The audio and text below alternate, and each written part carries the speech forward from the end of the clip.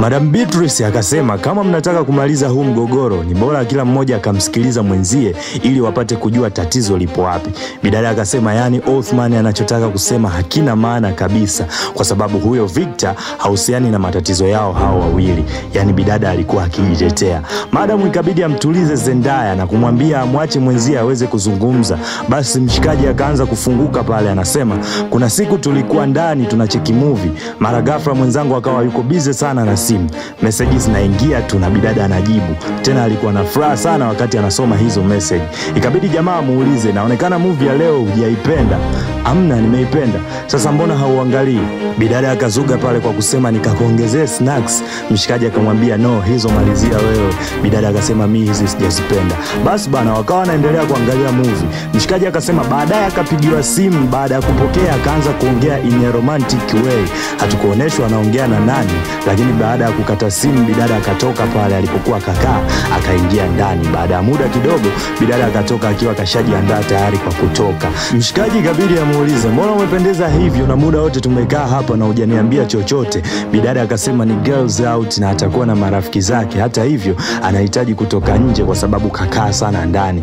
Basi mshikaji ikabidi amruhusu tu kwa sababu hata akitaka kumzuia kashafanya maamuzi yake tayari, so ikabidi amruhusu tu japokuwa ilikuwa kishingo upande. Basi bidada akamwaga pale na kuondoka zake. Mshikaji akaendelea kwa kusema, anasema baadaye bidada karudi akiwa kalewa sana. Aliporudi akabadilisha nguo kisha akaenda washroom, na wakati huo mshikaji alizuga kama kalala vile. Bidada alipotoka akasikia message imeingia kwenye simu ya mpenzi wake. Mshikaji kabidi achukue ili aangalie ni nani aliyemtext mpenzi wake muda hiyo ya usiku. Alipoifungua alikuta ni voice note na inatoka kwa Victor ikisema ndani ya muda mfupi sana nimesha kumisi, usiniambie kuwa ushafika nyumbani kwa sababu nilikuwa nataka tubaki kwenye kiwanja kingine. Da, noma sana. Imagine ndo wewe sasa hii situation inakukuta. Noma mzee. Alafu wakati huo bidada naye alikuwa kashatoka washroom, anamkuta mshikaji ndo anasikiliza sasa hiyo voice note. Mshikaji akasema bidada aliniambia kuwa anaenda girls out. Alafu from nowhere mtu ambaye hamjui, hajawahi kumuona kwenye maisha yake wala kumsikia, ndo katuma hiyo voice note kwa mpenzi wake na kuongea vitu kama hivyo. Bidada ikabidi ajitetee pale kuwa Victor alikutana naye huko girls out alipokuwa na marafiki zake. Yani bila hata aibu, yani bidada ndo kajibu eti hapo. Na akasema Victor alikuwa ni mteja wa muhimu sana kwenye kampuni yao na alishamueleza tayari, na Othman anajua bidada kazi anayoifanya, kwa hiyo alikuwa anajua kuwa yameshaisha. Mshikaji akasema kwa hiyo girls out ndo unakuwa unapendeza kuliko hata out unazokuwa unatoka na mimi, kwa hiyo unataka kuniambia unaweza kufanya chochote on your company na sio mtu wako? Madam Beatrice ikabidi aingilie kati kwa kusema kujenga mahusiano mazuri kunahitaji msingi imara katika mahusiano yenu, na wala haina haja ya kudanganyana kwa sababu uongo kitu kidogo sana lakini kinaharibu kila kitu kwenye mahusiano, na haipaswi kudanganya kama hukufanya makosa. Yani ukiona mpaka unadanganya basi ujue uliolifanya ni kosa. Kwa hiyo hapa uongo ndo kosa namba 1 lililofanya mpaka imefikia hatua hawaelewani. Karibu sana katika muendelezo wa hii movie inaitwa Situationship. Karibu sana wewe unaitufuatilia moja kwa moja kupitia Simulizi Extra, na kama bado hujasubscribe utakuwa unakosea sana kwa sababu vitu vingi vizuri utavikosa. Sasa cha kufanya nenda YouTube search Simulizi Extra kisha subscribe, share, like na comment ili kuwa wa kwanza kupata update zote kutoka Simulizi Extra. Na kama unataka kujiunga na group letu la WhatsApp bado hujachelewa, andika namba 0679 3219 31 kisha tuma neno niunge na utaunganishwa moja kwa moja na kuwa mwanafamilia wa Simulizi Extra. Pia Simulizi Extra imekuja na kitu kingine kwa wale wapenzi wa simulizi kali za kusoma. Download application ya Simulizi Extra kwa sasa, inapatikana Google tu, ila ndani ya muda mfupi tutaweza kuweka pale Play Store na App Store na utaweza kuipata huko.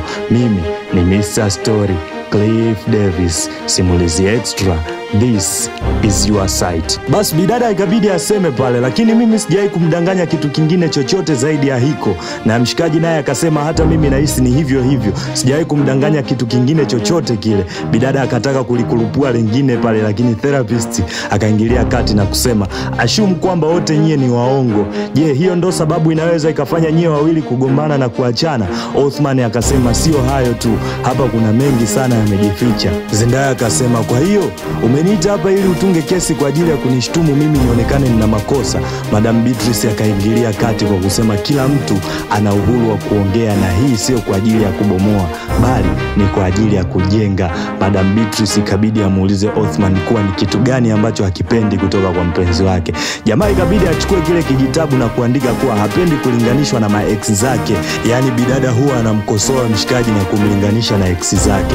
Mshikaji akasema kuna siku alikuwa anaenda kazini na kutokana na ratiba zake ilimpasa aende kazini siku hiyo, na pia alishapewa hela akala, kwa hiyo inabidi akafanye tu kazi ya watu. Sasa kwa kuwa bidada alikuwa yupo off siku hiyo, alikuwa anataka mshikaji asiende kazini. Bidada alifoka sana kwa kumwambia mshikaji kuwa hamjali, kisha akasema ndo maana ana miss Dickson. Yani bidada akamtaja ex wake mbele ya mshikaji.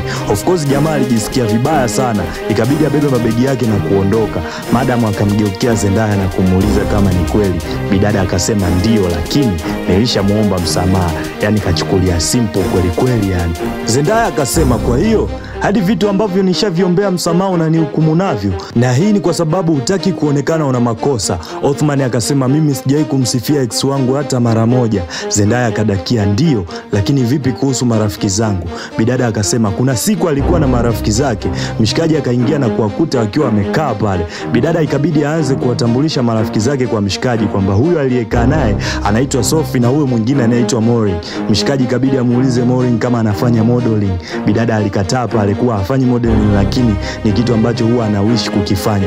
Jamaa akamwaga maua mengi sana kwa Maureen kwamba bidada anafaa sana kufanya modeling na atapiga hela kishenzi yani kama ataingia huko. Kisha akauliza account ya Instagram ya bidada akamtajia, lakini Zendaya alimkata jicho mshikaji, akaona isiwe kesi, akawakaribisha kisha akaingia zake ndani.